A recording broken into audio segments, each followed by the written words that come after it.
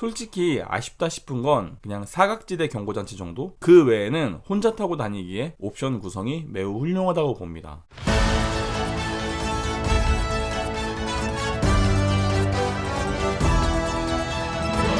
자동차 가격표 번역기 차파고.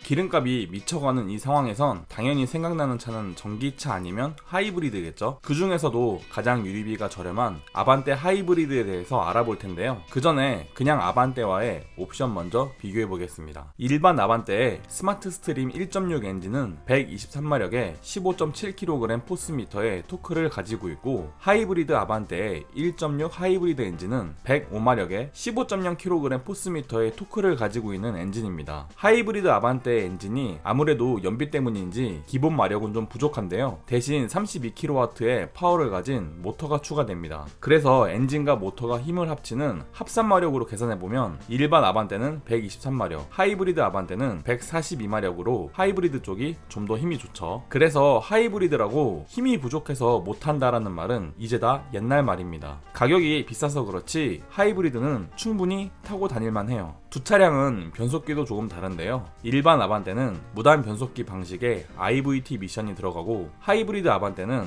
6단 듀얼 클러치 미션이 들어갑니다. 듀얼 클러치가 너무 울컥거리는 거 아닌가 하고 걱정이 되시겠지만, 저속에선 모터가 구동을 도와서인지 일반 가솔린 듀얼 클러치에 비해 전 딱히 울컥거린다는 느낌은 못 느끼겠더라고요. 자, 그렇다면 본격적으로 일반 아반떼와 하이브리드 아반떼의 등급별 가격과 옵션의 차이에 대해 알아볼 텐데요. 깡통 등급인 스마트 등급부터 알아보겠습니다. 일반 아반떼 스마트는 1,866만원이고 하이브리드 아반떼는 2,346만원입니다. 하이브리드가 480만원이나 더 비싼데요. 두 차량 공통으로 들어가는 옵션을 보자면 전방 충돌 방지 보조와 차로 이탈 방지 보조, 차로 유지 보조 같은 지능형 안전 기술 동일하게 들어가고요. 에어백 같은 것도 차별 없이 동일하게 들어갑니다. 이 외에도 4.2인치 LCD 클러스터, 인조 가죽 시트, 폴딩 타입의 리모트 키가 동일하게 들어가는데요. 이거 스마트 키로 바꾸고 싶다면 일반 아반떼는 90만원짜리 컨비니언스, 하이브리드 아반떼는 65만원짜리 컨비니언스를 넣으면 됩니다. 왜 똑같은 옵션인데 가격이 다르냐고요? 그 이유는 뒤에서 다시 말씀드리겠습니다. 이 외에도 후방 주차를 위한 후방 주차 센서, 무선 애플 카플레이가 되는 8인치 디스플레이, 그리고 후방 주행뷰를 볼 수 있는 후방 카메라까지 두 차량 다 동일하게 들어가는 옵션이죠. 그런데 자세히 따지고 보면 두 차량 가격만 차이 날 뿐만 아니라 옵션도 꽤 다른 부분이 많은데요. 일반 아반떼는 후륜 서스펜션이 두 바퀴가 이어져 있는 토션 빔인데 반해 하이브리드 아반떼는 후륜 멀티링크로 되어 있습니다. 이 부분이 꽤 크죠. 일반 아반떼는 아무리 옵션을 넣어도 멀티링크를 넣을 수가 없습니다. 그래서 이거 하나만으로도 이미 아반떼 하이브리드를 고를 이유는 충분한 것 같아요. 이 외에도 일반 아반떼에는 수동으로 속도를 조절하는 일반 크루즈가 달려있지만, 하이브리드 아반떼는 기본 옵션부터 스마트 크루즈 컨트롤을 달아주고요. 휠도 일반 아반떼는 볼품없는 15인치, 하이브리드 아반떼는 16인치로 한 치수가 더 큽니다.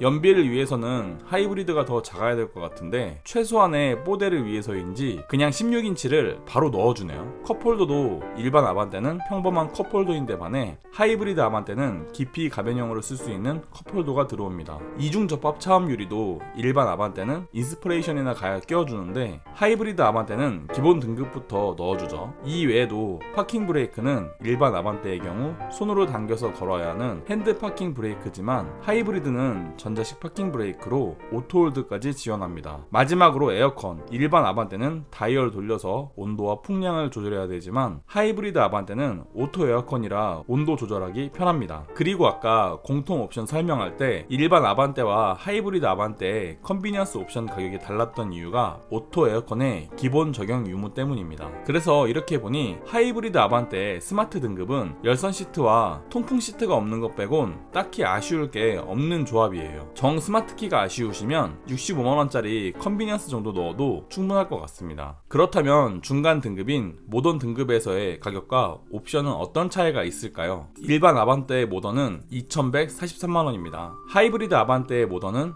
2,578만원이죠. 하이브리드 아반떼가 435만원 더 비싸네요. 스마트일 때보단 가격 차이가 줄었는데요. 두 차량 공통으로 들어가는 옵션을 보자면 휠 크기는 시트는 동일한 16인치가 되고요. 가죽 열선 스티어링과 앞좌석 열선 시트, 앞좌석 통풍 시트 같은 한국인 최애 옵션 3대장이 기본으로 적용됩니다. 이 외에도 컨비니언스를 넣어야 들어오던 버튼 시동 스마트키, 풀 오토 에어컨 기본으로 들어오고, 내비게이션이 기본 내장되어 있는 10.25인치 내비게이션이 두 차량 다 공통으로 들어가는 옵션입니다. 그렇다면 모던에서 다른 점은 어떤 게 있을까요? 일단 멀티링크, 스마트 크루즈, 깊이 가변형 컵홀더, 이중 접합 차음 유리, 전자식 파킹 브레이크 같은 하이브리드가 스마트에서 우월했던 옵션들은 그대로 앞서고 있고요. 여기에 하이브리드는 10.25인치 내비게이션이 추가되어 있기 때문에 고속도로에서 스마트 크루즈 컨트롤 사용 시 고속도로 주행 보조를 지원하여 과속 단속 카메라 앞에서 알아서 속도 줄이기까지 합니다. 이렇게 보니 모던에서도 하이브리드의 옵션 구성이 꽤 좋아 보이네요. 솔직히 아쉽다 싶은 건 그냥 사각지대 경고장치 정도? 그 외에는 혼자 타고 다니기에 옵션 구성이 매우 훌륭하다고 봅니다. 자, 하지만 아반떼 하면 뭐죠? 네, 맞습니다. 바로 킹스퍼레이션이죠. 2022년형이 되면서 가솔린 인스피레이션의 옵션 구성이 많이 좋아졌기 때문에 하이브리드와도 분명히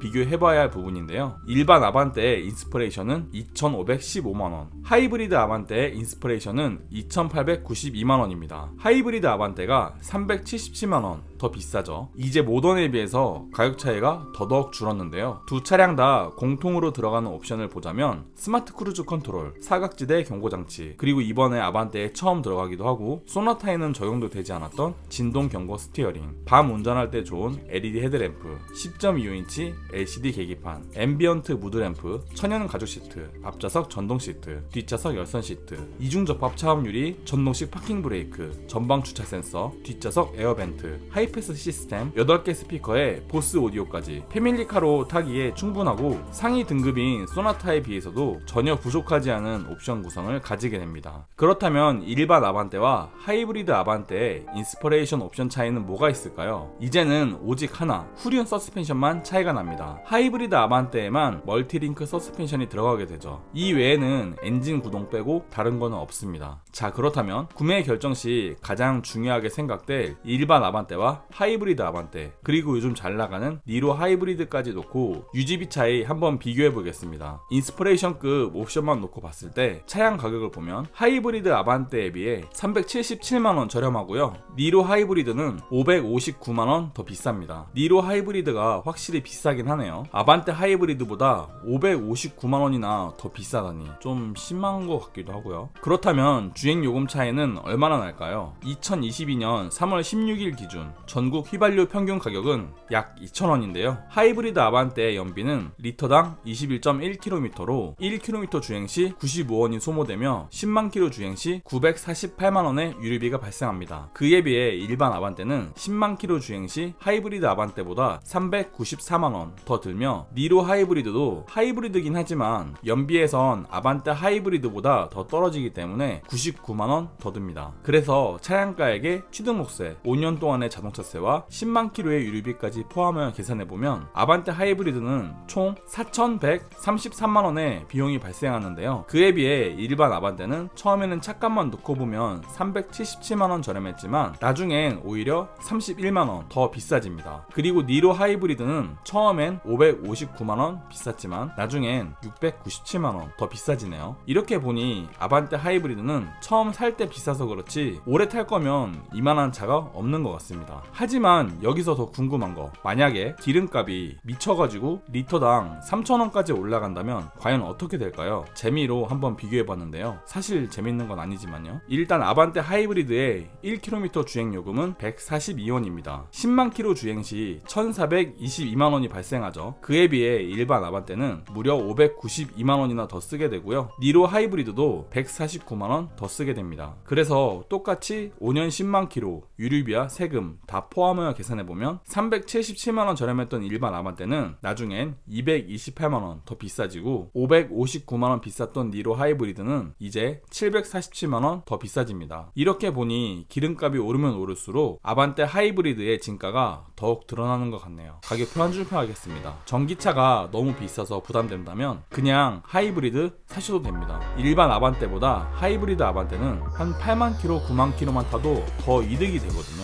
이로써 두 차량의 비교는 끝났고요. 어떤 차를 구매하실지 마음의 결정은 되셨나요? 도움이 되었다면 구독과 좋아요, 도움이 되지 않았다면 싫어요를 꼭 눌러주세요. 감사합니다.